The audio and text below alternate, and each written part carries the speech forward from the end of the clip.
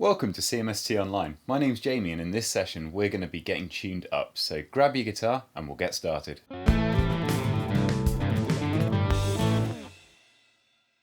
When tuning up at home, I strongly recommend getting some sort of tuner. That could either be an app, there's a lot of free ones, or could be a dedicated one that clips on your guitar, like the one I'm using here.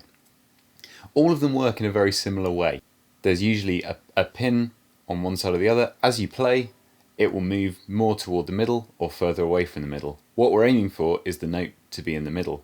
So the note will read at the bottom, and then once the line goes green and goes central, that means that note is in tune. When I'm talking about strings in this video, I'm going from string 6 being the lowest pitched string, which is the thick one closest to your face, and then E, which is the highest pitched string, which is the one closest to the floor, usually the thinnest string. As a bit of a reference, I'm now going to play the notes of the guitar as they should sound, so that you can at least get in the right area for the strings to be tuned up. So this is string 6, E.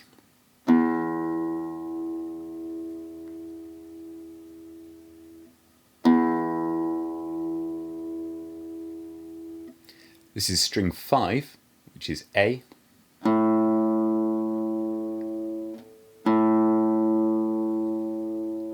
This is string 4, which is D.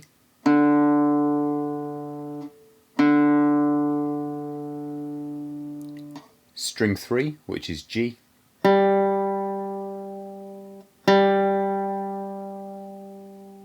String 2, which is B.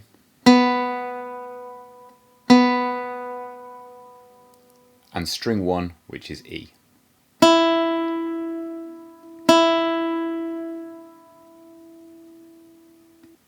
When you're trying to get the guitar into tune, it's really important that you don't overturn the string either way.